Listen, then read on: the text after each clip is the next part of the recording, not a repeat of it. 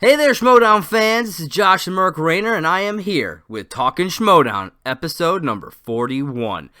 We are going to be breaking down the end of the teams tournament. There's a whole lot of good stuff to talk about. I am real excited to get into it.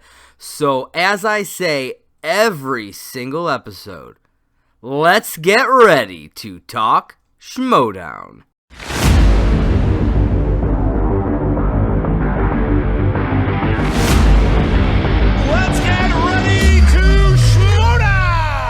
Alright everybody, I am so pumped to get into this. I hope that you are too. Got a big episode here. The last three matches of the Ultimate Schmoedown Teams Tournament. So we have round 3 and 4, the semifinals and the finals coming in. Some great stuff went down. Powerhouse teams. I mean, this is what it's all about. This is the type of competition that you want to see all the time. If you have the opportunity, this is what we want to see all the time. But before we get into that, a couple of other things I want to talk about. A little tiny bit of news here. We got the second live show for 2020 has been announced. The Schmoedown will be heading to Atlanta on Leap Day, February 29th. So be sure to pick up your tickets. They are on sale right now, along with the tickets for the Schmoedown Awards / Draft, which will be on January 11th, and the New York live show in Brooklyn on January 25th, of which I will be attending. So be sure to head over to theschmoedownlive.com and pick up your tickets right there. They also released a new episode of Schmoedown Backstage. Episode number 2 had guests Frank Janish and William Bibiani, and this was cool. They talked about a lot of stuff. They talked a lot about pre Spectacular stuff, because this aired before Spectacular. They talked about the draft a bunch, a whole lot of great stuff. So be sure to check out Schmoedown Backstage. It is fantastic. It's like a 2-hour deep dive show, getting deep and dirty into the backstage type stuff of the Schmoedown, just hearing these competitors just really lay it on the line. I love it. It's fantastic. It is a more than perfect substitute for Inside Schmoedown. I am so happy that we have this on here now. But one thing that they did drop, some news that I don't think I had heard it anywhere else, is that both Ben Goddard and Bonnie Somerville will be in the draft. Now, I know on SEN Live, Christian had said that Ben was going to be in the draft, but I don't remember hearing anything about Bonnie, so this is great news to hear. Bonnie Somerville, she has been in the Schmoedown a few other times. I know she went up against Josh McCouga way back in the original days, and then she went up against Janine the Machine in the more recent incarnation of this game. So, for those of you who've been watching for a while, you'll remember her, and if you're big fans of the Schmoes, you'll definitely know who Bonnie is. I'm super excited to see some new people coming in for this draft. I think it's going to be fantastic. I'm pretty pumped. All right, so we are going to get into the matches now. Yes, this episode is airing after Spectacular, but because of the spoiler ban, which won't be up until next week, Monday, I will only be talking about the 3 matches leading up to Spectacular. I won't be giving away any spoilers about Spectacular. I will be essentially talking as if Spectacular has not happened yet. So, if you haven't watched Spectacular, it's okay. Nothing will be spoiled in this episode. All right. So our first match is Shazam versus the Loony Bin. We get an opening scene. Christian calls up Ken Knapsack via Skype. Ken busts his balls a bit about leaving Collider and all the SEN stuff that he's been doing. They kind of go back and forth a bit. Ken gloats about being the top manager, and then Christian drops a bomb. Ken was never officially a manager of Corruption. Grace was, according to the contract. She was the actual manager of Corruption, not Ken. And because of this, he drops another bomb and that he is putting Ken Knapsack back into competition in the Star Wars League. That's right. In Season 7, 2020, Ken Knapsack will be playing in the Star Wars League. He will no longer be a manager. This is fascinating. I am so interested to see how this all plays out. And I gotta say, to see Ken back in the Star Wars League, I'm excited. You know, I loved watching him, spout his knowledge, and maybe he'll have to step up his game a bit too. Hey, maybe he could be the one that eventually takes out Alex Damon. You never know. And speaking of Ken and Mark Ellis were on the desk for this match. Out first came the Loony Bin, followed by Shazam. And Shazam did a fantastic entrance here. It was a Blair Witch entrance. They did the found footage type thing where they're in the back doing, like I said, if you guys have seen Blair Witch, you kind of know what I'm talking about. And then right before they die, they lightning bolt out of there and right back into the studio. It was really cool. It was really a fun entrance. I kind of want to see a completely separate category at the awards where it's best Shazam entrance, because the two of them have been doing some fantastic stuff since they formed. I have been absolutely loving it. There's so many to choose from. I don't know if I could pick just one, but I might make that a part of an episode coming up during the off season, because I'm still going to be putting out episodes.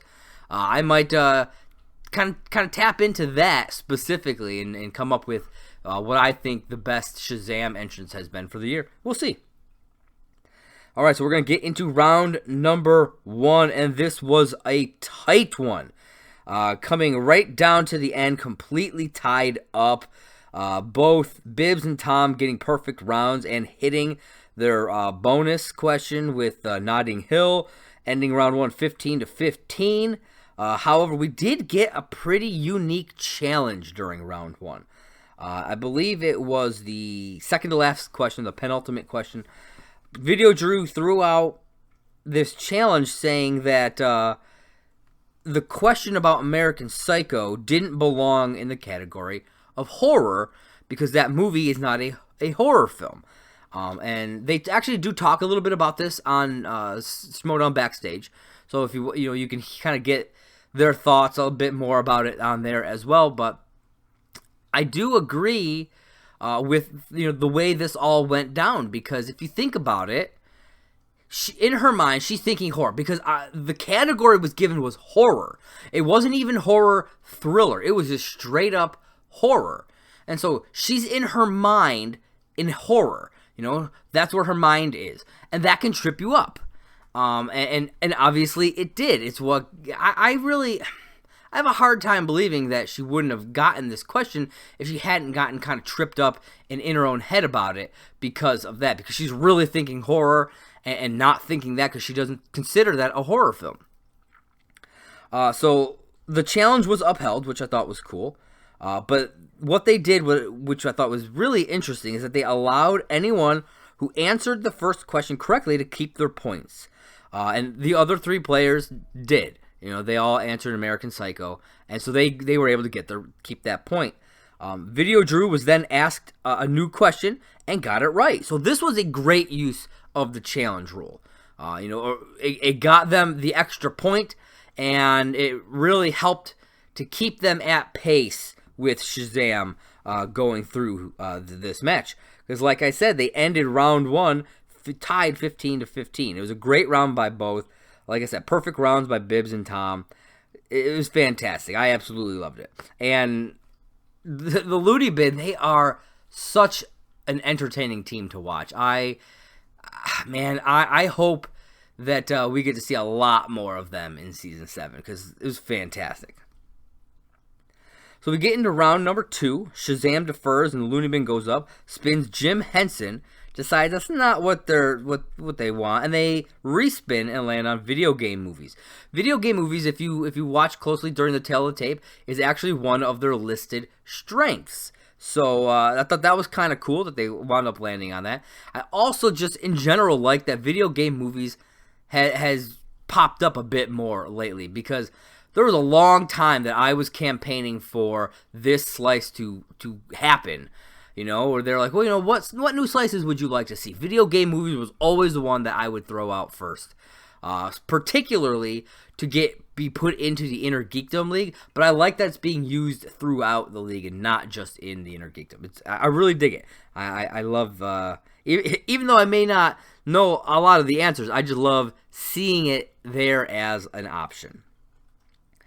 And Loony Bin does okay. They have a few hiccups here. They do get 9 out of 12 points.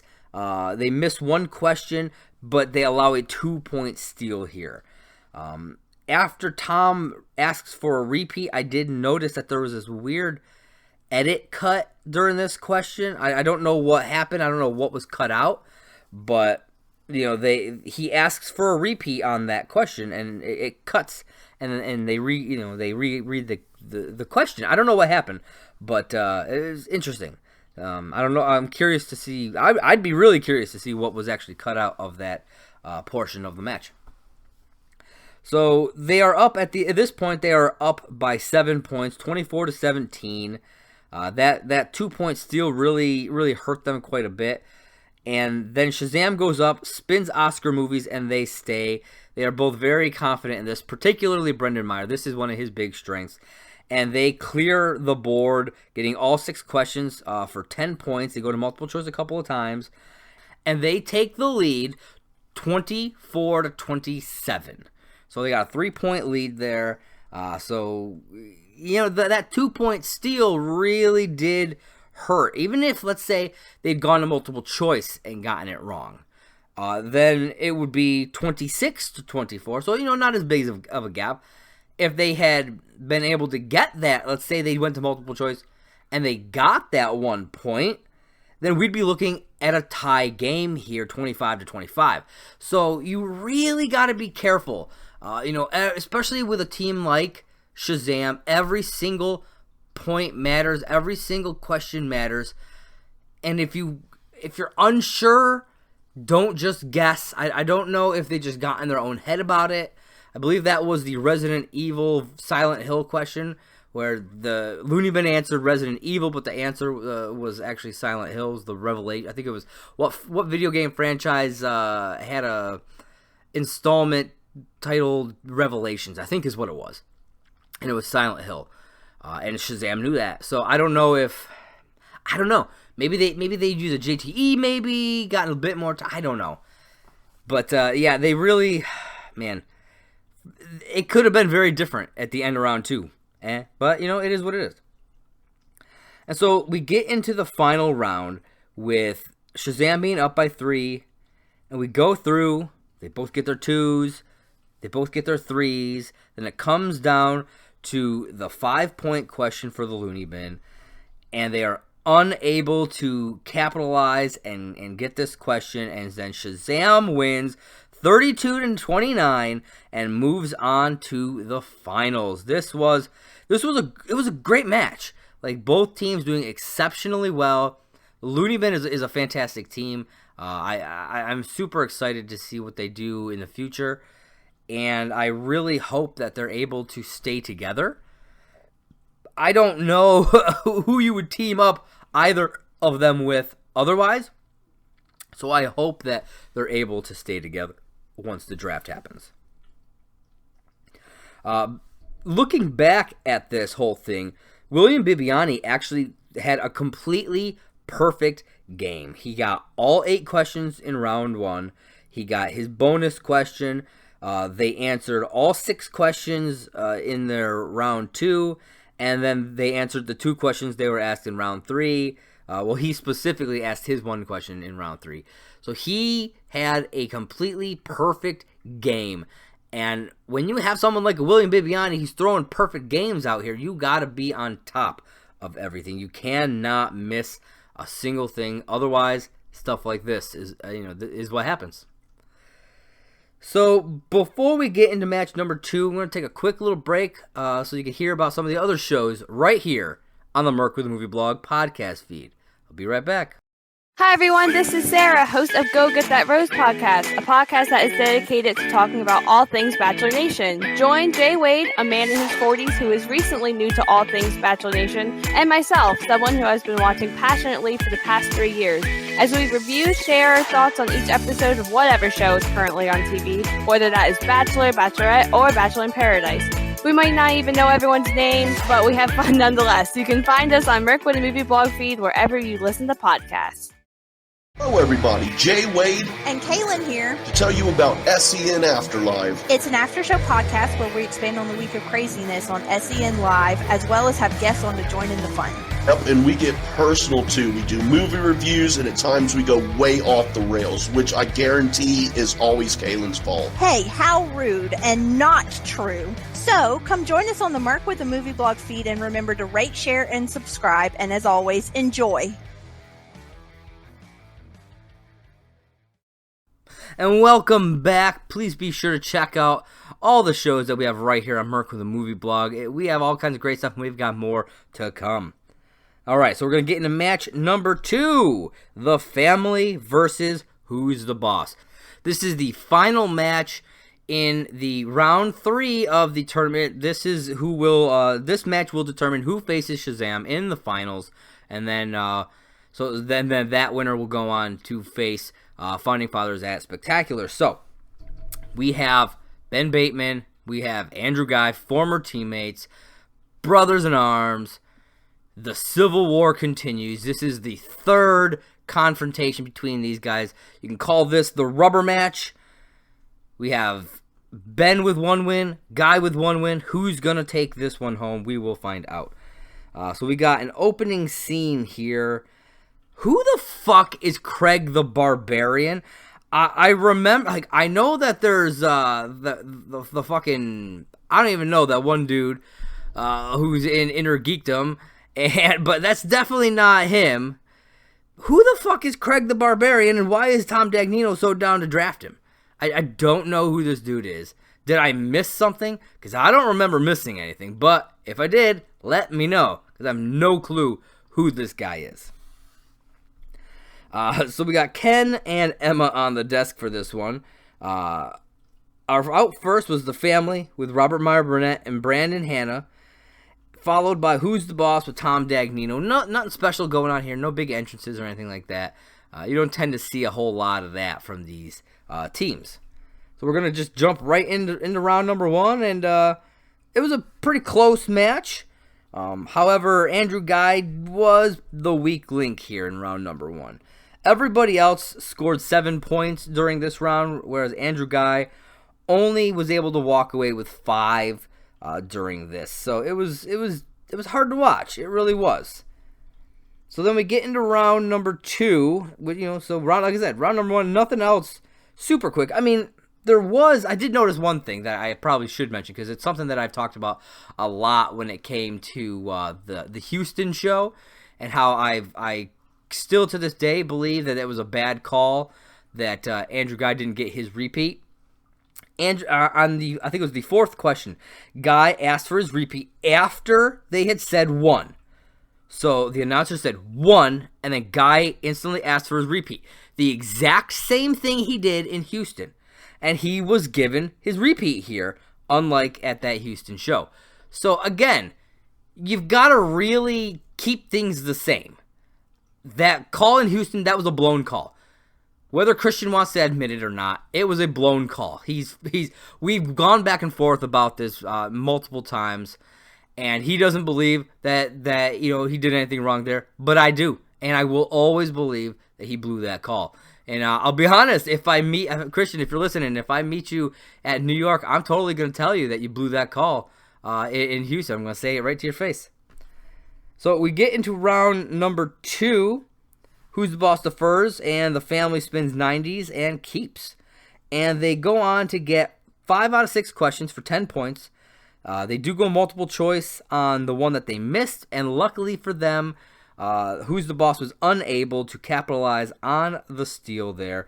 And they end their portion of round 1 22-13. So they're up by 9 points at this point, which is a good. I mean, that's a good that's a good place to be. Up by 9 at the end of your part of round 2. You know, I don't think you really want to be much lower than that, to be honest, because otherwise you're looking at the possibility of too high of a gap going into round 3. But they did pretty decent there.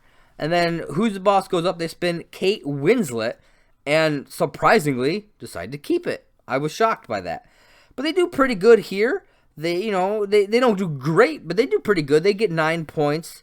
However, they do allow the family to get a 2-point steal here.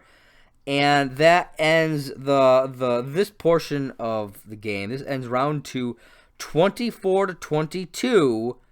The family up. So this steal really hurt them quite a bit. It allowed the family to get that lead on them, to keep that lead going coming out of round 2. So it was tough, you know. And again, like I said in that first match, every single point, every single question matters. You know, maybe they should have gone to multiple choice. Maybe they would have been able to get that question, and then they'd be up by a point. I mean, you know, you never know what would happen, but you really gotta take your time. You gotta think about it, and if you're not 100% sure, if you're really, because you really gotta be willing to risk that. And if there's a doubt, go to multiple choice, man. You may save your ass. You may be able to win a game that way. Sometimes you just gotta do what you gotta do. So then we get into round number 3, and we go back and forth, the 2 points, the 3 points, and just like in the first round, that first game that we just talked about, that first 5-point question, which was Who's the Boss's 5-point question, they get incorrect and lose the game. The family wins 29-27, and will face Shazam in the finals. I did not see this coming. I really didn't. I had Who's the Boss going into the finals against Shazam. That was what my bracket was. Seeing the family take that away from them, that is a hard loss. And you see, during the post-match interviews, you see, Mark Riley, he's taking it hard. He really takes it hard here. But they are a fantastic team, and no matter what, they will continue to do fantastic stuff. I'm sure of it. I highly believe that they have a bright future. So,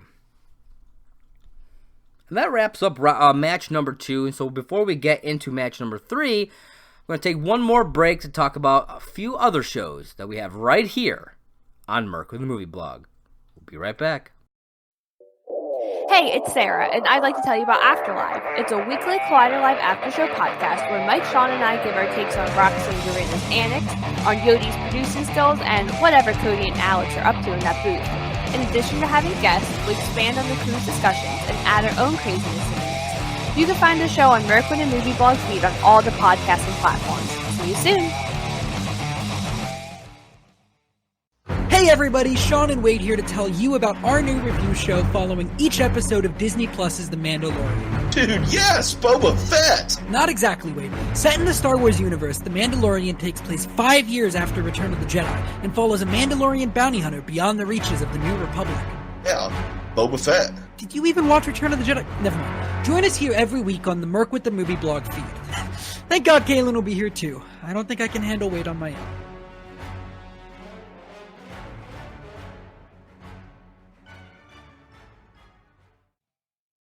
All right, and we are back. Please be sure to check out those shows. We have a lot of great stuff, a great team here who talks about all kinds of awesome stuff, and way more to come. Keep checking us out right here on Merc with Movie Blog. That is at MovieBlogMerc on Twitter.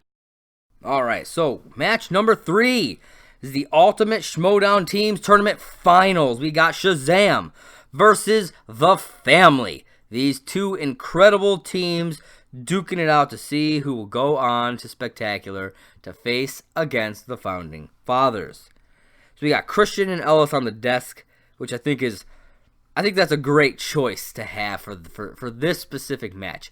This big finals match. You got the two creators of this game, former team, I'm super pumped that they were able to be on the desk for this one. So out first came Shazam. A bunch of Shazams, I should say, from other dimensions. We had pirate versions, we had cat versions, we had an evil Shazam with Robert Meyer Burnett as their manager. We had ghost versions. We had a version where they were both Rachel Cushing, which was hilarious. I absolutely loved that one. We had invisible Shazam, which I thought was pretty funny, and then the regular Shazam, which, man, this was a fun entrance. It was really, really fun. I really dug that one. And so they were followed out by the family with Robert Meyer Burnett and Brandon Hanna, of course. And we get into round number 1. And this one, not as close as it could have been. We did get a couple of perfect rounds here. We had Brendan Meyer and Drew McWeeny getting perfect rounds, with Brendan being the only one to get the bonus question. Drew actually missed this one. Another thing about this round that I thought was interesting, their third question was essentially the same question that Video Drew got from the challenge, so which I thought was really interesting. I don't know why it got reused, but I don't know. I thought it was kind of interesting. So we end round 1 12-16 in favor of Shazam. It was kind of awesome. We had William Bibiani. He only missed one question here, so like I said, they wind up with 16 points. That is some solid gameplay there. But yet again, Andrew Guy only got 4 points here. He got 5 in the previous match, 4 here. I don't know what's going on with him. I think he really needs to buckle down and get some studying under his belt. Really, because this is the kind of thing that hurts, when you get, no matter how good your teammate is. I mean, Drew McWeeny got 8 points. He got a perfect round. But if you're only getting half the points, I mean, you can only go so far like that. So you really got to buckle down. And if you're going to be with a teammate like a Drew McWeeny, you got to step up your game, dude. So we get into round number 2. Shazam defers, and the family spins drama, and they keep. And they go 5 out of 6 for 10 points, missing 1, and giving away a 1-point steal, ending their portion of round 1 22-17. So they are currently up 5 points. I mean, it's about as good as you can do, really, because they were down by 4, and they netted 9 points because of that steal. So, being up by 5, but that's really not where you want to be, especially with a team like Shazam. They go up, they get Robin Williams, and they stick with that, and they just destroy it. All 12 points. And this is what I'm talking about. You really have to you got to get everything. And if you want to be a top-tier team, both members have to be at the top of their game. So, if Guy wants titles, he really has to step it up. So, round 2 ends 29-22. They are up by 7 points. Shazam is up by 7 points. But because this is a number 1 contenders match, it is a 5-round match. So just because they're down by 7 doesn't mean they're out of the game quite yet. The betting round and the speed round can really throw things around. It can really switch things up and turn a game around. You may think you're going to lose if they were going into a round 3, ending round 3, a final round 3. There'd probably be no way that they would come out of this alive. But because it's a 5-round match, you can never count them out. So they land on drama for the category. They get the question, what's the name of Charlie Kaufman's fictional identical brother in the film adaptation? Shazam wagered 1 point, whereas the family wagered 3, and they both answered Donald, which was the correct answer. So the family was able to make up a little bit of ground. Round 3 ends 30-25. So they went from a 7-point deficit to a 5-point deficit. And this is what I'm talking about. You can really start to make up ground in these two rounds here. So you can never really count yourself out until you get into that final round. And then we get into round number 4, the speed round. And this is where the family really takes a bit of a dip here. Both Shazam and the family get 2 questions right each during this round, but that one other question was buzzed in by the family, and Drew McWeeny got the answer wrong because he didn't listen to the question fully. He buzzed in before they finished asking the question, and he got it wrong, which is something I have seen happen lots of times, and it cost them a big point there. So they came out of the round, or they came into the round, I should say, with a 5-point deficit, and they left round 4 with a 6-point deficit. They could have sheared it up to 4, but because he didn't take that extra second to hear like the next couple words that came out of their mouths, unfortunately they missed that question and are now down 6 points with the score 32-26. And they head into round number 5, and the family does not do great here. They get their 2 and their 5-point questions, but Drew has another big miss here, missing the 3-point question. I don't know what's going on, but I think that speed round miss rattled him a little bit, and he just, I don't know what's going on, but they go in. And luckily for Shazam, all they needed to do was answer one question. The kid did get the 2-point question incorrect. He said, get them to the Greek instead of get him to the Greek. So, I mean, he did know what the movie was. He just, unfortunately, said the wrong phrasing, or the wrong word. But luckily, Bibbs was able to get his 3-point question and win the game. Shazam wins 35-33, and they will go on to Spectacular to face the Founding Fathers for the titles, of which you will be able to see, I believe, on Monday. They will be dropping it on YouTube for the public to see, and that is also when the spoiler ban is going to lift. So, if you don't want anything spoiled before you watch that match, you might not want to go on social media. Watch it as soon as you can, or become a patron even, maybe. See if you can still buy a ticket to watch it, just to get to see it early, because it's going to be up on Patreon for this whole week. So if you have the chance, do it. So we get into the post-match interviews, and Andrew Guy drops a bomb. He says that he is retiring. This was unexpected. I did not see this coming. I was like, wow. He blames himself for everything because, I mean, if you look, they lost by 2 points. Now, granted, Shazam still had a 5-point question to go. But, if Guy had gotten some more points even if just the 2 points that they're down by here, if they had gotten those 2 points, 2 extra points, he'd gotten 6 instead of 4, then they would have gone into that fifth or that final question, that 5-point question. Or if if Drew hadn't made a couple of the flubs there, maybe things would have been different. I don't know, but it is what it is. And Andrew Guy blamed himself here, and he decided to retire. This was crazy, and sad to watch.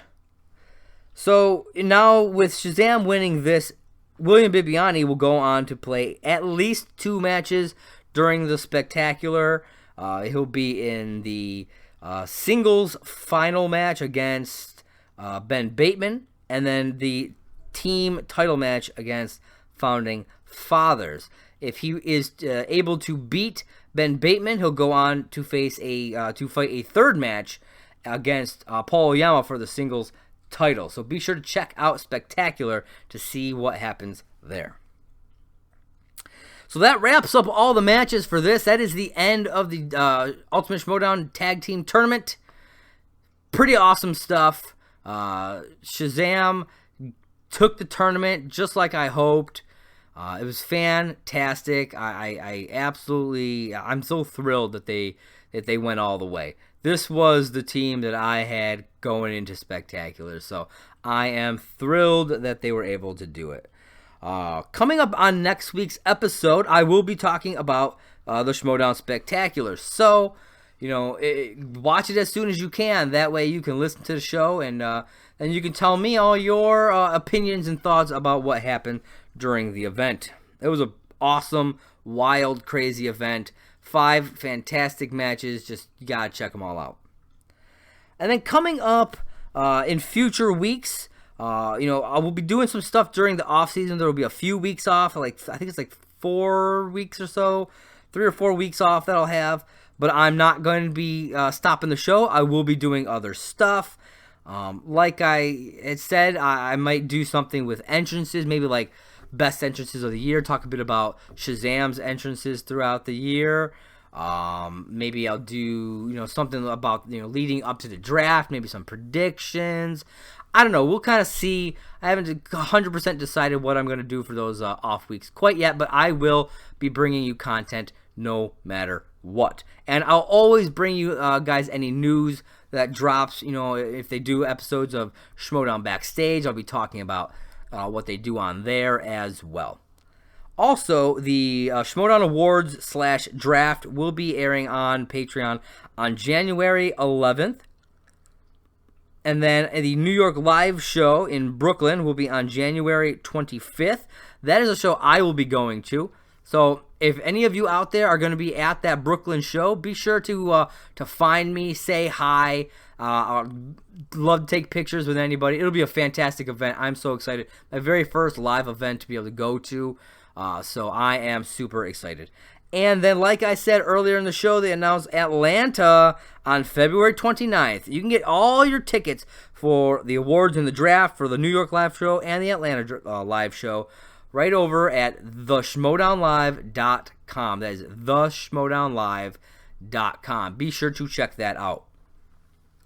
So, thank you everybody for listening to episode number 41 of Talkin Schmoedown. I am Josh the Merc Rayner. This has been a fantastic time. I love you guys. Next week's episode, even though technically by date isn't, I am going to consider it my my 1 year anniversary, I think, because my very first episode of Talkin Schmoedown was for the Spectacular 3. It was me covering Spectacular 3. So I am pumped about that.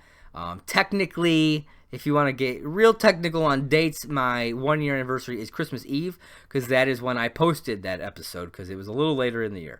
So be sure to check me out on Twitter and Instagram at MovieBlogMerc, and on Facebook and YouTube at Merc with a Movie Blog. I also will be doing some more, I'll be updating the website, mercwithamovieblog.com. I'll be getting, into the new year, I'm going to be revamping everything and getting more content out there. So please keep an eye on that. Thank you again. I am Josh Merc Rayner, and we have been Talkin Schmoedown. Catch you next time.